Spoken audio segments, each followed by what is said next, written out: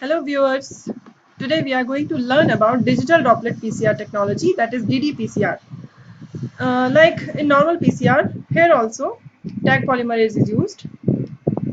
Different than that of a normal PCR, amplification is carried out in thousands of nanodrops.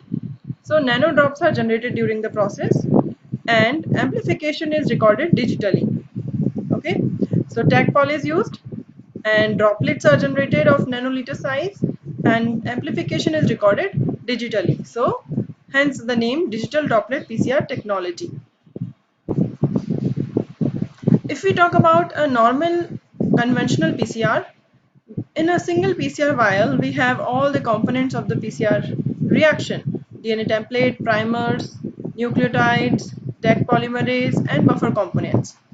And PCR cycle is repeated by denaturing, annealing and extension cycles. Okay, so this is a very general form of conventional PCR, and we record the amplification either by adding fluorescence dye or by running an agarose gel. And in an RTQ PCR, that is real-time quantitative PCR, we first extract the RNA from the sample and then we carry out retrotranscription, generating cDNA, and then we pre-amplify the cDNA for up to 10 to 12 cycles. Then we make a dilution series, and then we set up the quantitative PCR reaction and perform PCR, right? And we analyze the data using computer softwares, right? Here we use different kinds of probes like Techman probes, Scorpion probes, where or we also use fluorescent dyes, right? So that way we carry out the RTQ PCR. Here also we are not generating any kind of droplets, we are not recording data of the each droplet, right? But here we can use the specific probes that give you the specificity of the reaction and give fluorescence upon reaction when reaction is completed, right? This figure show you a typical workflow of a digital droplet PCR, where you isolate the RNA from the any source. Here in this particular figure, viral RNA is getting extracted here, and then viral RNA retrotranscription is carried out. Okay, now through by using a droplet generator instrument, you generate oil water emulsion, where you generate thousands of nano drops. So in a way you nano partition all the reaction mix, and each of the droplet has maximally your one or two target copies.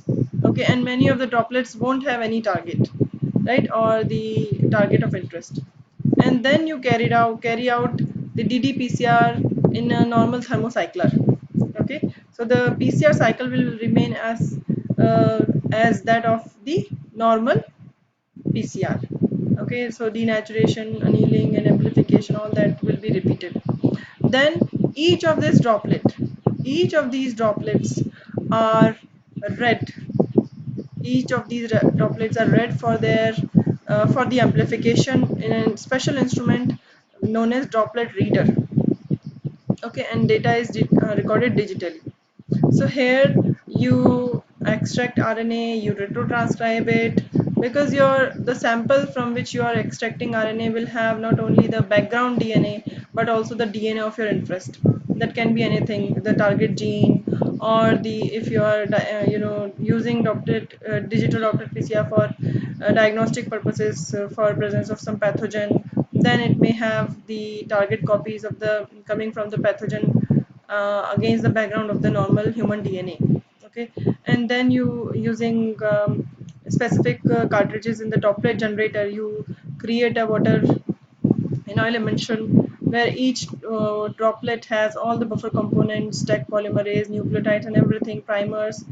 And the primers, other than the primers, you use specific probes that bind specifically to your target only, and then when there is an amplification, then only those targets will be tuned in such a way, just like the TechMan probe in case of QRT-PCR. Those will work and will give you fluorescence only when there is an amplification. So the droplets are read for the presence or absence of fluorescence. So positive droplets will be there and negative droplets will be there, and non-specific rain can also be found depending on how much fluorescence they are giving out. Okay, so in a droplet reader you can read each and every nanodrop, whether there is an amplification or not. During the ddPCR, droplet generator mix the sample with the oil and generates nano-sized droplets, while the reading by the droplet reader, it singulates all the droplet prior to detection. Okay, so we generate multiple droplets here before carrying out the PCR, and after 40-50 cycles of the PCR, the droplet reader separates all the droplets before reading their fluorescence. And another feature of ddPCR is that you can go for multiplexing. Multiplexing can be done either by color. You can design the specific primers with different fluorophores, so that in each droplet or in different droplets, if the two targets are there, they will give a different fluorescence. Thereby, we will be able to separate all these droplets by two color detection system. Likewise, the multiplexing can also be done by intensity, how much target is present in the droplet. Okay, or target 1 and target 2, say for example, are in two different droplets, so they may give different intensity of the fluorescence. Likewise, we can also carry out the ddPCR multiplexing by both color as well as intensity.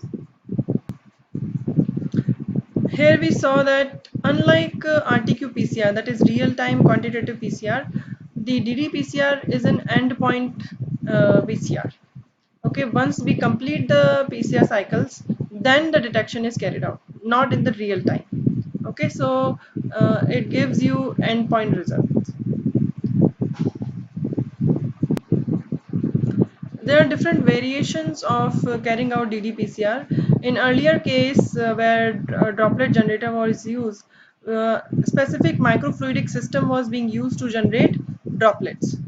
Uh, okay, but here there are other ways to simplify the droplet generation, like by use of polyacrylamide hydrogels. So what do we do in this case? What can be done is all the PCR components are mixed with the polyacrylamide gels, hydrogels, and then the emulsification is done just by simply vortexing in the lab vortexer. Okay, so that process will generate micro droplets or nano droplets that can be further carried out by in which the PCR amplification can be carried out in normal thermocycler. Okay, and in this also multiplexing can be done, like here two different probes can be used, one with the fluorophore FAM, one with fluorophore Psi5, targeting two different targets. So the droplets having particular target will fluoresce in particular color, right? So thereby we will be able to differentiate in which droplet which target is present. Okay, so absorbance of both the dyes can be recorded, and the number of the droplets having particular target can be determined. So digital droplet PCR is that we are generating droplets, we are carrying out PCR, and then we are recording the data digitally.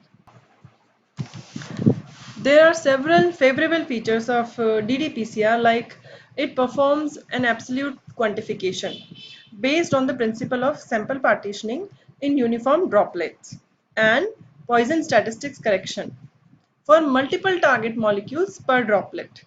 Okay, Poisson statistics, we can detect the abundance of the target molecule depending on the dilution factor. So in this case, in ddPCR, we can overcome the normalization and calibration issues.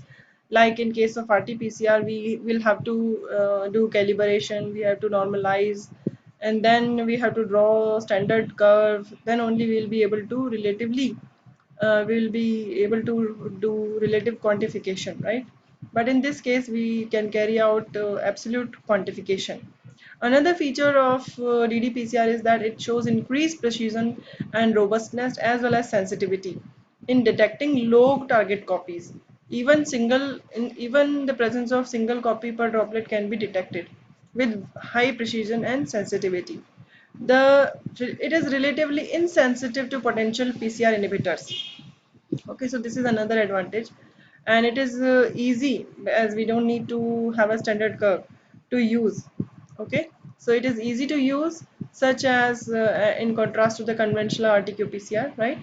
And it can show superior diagnostic performances than conventional RT-qPCR. Nowadays the use of RT-qPCR is recommended by WHO also for COVID-19 detection, right? But digital droplet PCR can have superior diagnostic performances as well. Now, the lower equipment cost. The another feature is that the cost for the equipment will be lower. The immersion-based reaction system means that the PCR reactions can be performed in a standard thermal cycler without the complex chips or microfluidics required. As I told you that there are different modifications where emulsification can be carried out in a normal using normal lab equipment like just a vortexer, and the PCR can be performed in normal thermocycler. No specific equipment is required, so the overall cost of the equipment is lower in case of ddPCR. Now let us know about some breakthroughs that led to development and establishment of ddPCR. In 1988, it was by CETUS Corporation, they published a dPCR approach when researchers showed that a single copy of beta globin gene could be detected and amplified by PCR. So a single copy of beta gene could be detected and amplified by PCR. So this was the first published digital PCR approach. Actually, what did they do? They achieved this success by diluting DNA samples of the normal human cell line with DNA with that of the mutant line having homozygous deletion of the beta globin gene until there was no copy present. Okay, so they diluted it up till there was no longer a copy present, right? They mixed the normal human cell line DNA with a homozygous deletion of the beta globin gene DNA. Okay, so it was 1988. Then Alex Morley and Pamela Skies formally established the method of quantitative technique, popular till now as limit dilution method in 1992. Okay, and in 1999, the term digital PCR was coined by Vogelstein and Kinsler, and they showed that the technique could be used to find rare cancer mutations. Okay, so copy number detection, even a single copy if present is can be detected. Rare cancer mutations can be detected by this technique, as proved by the Vogelstein and Kinsler, who also coined the term digital PCR.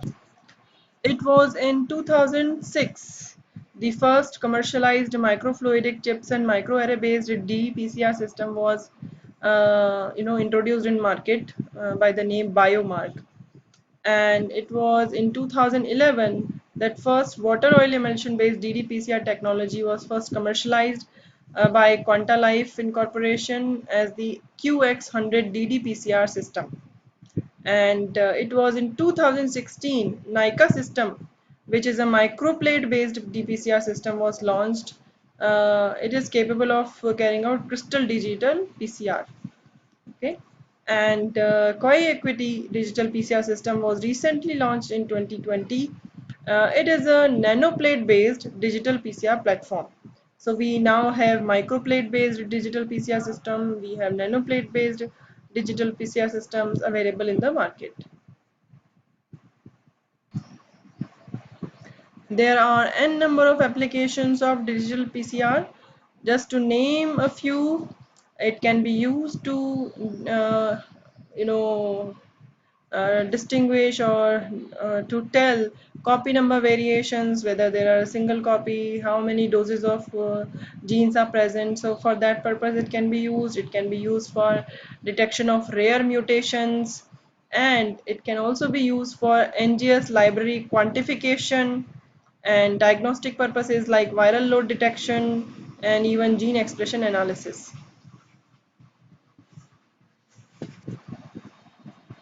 I hope viewer it helped you and you could understand what digital PCR is, or we can say what digital droplet PCR is.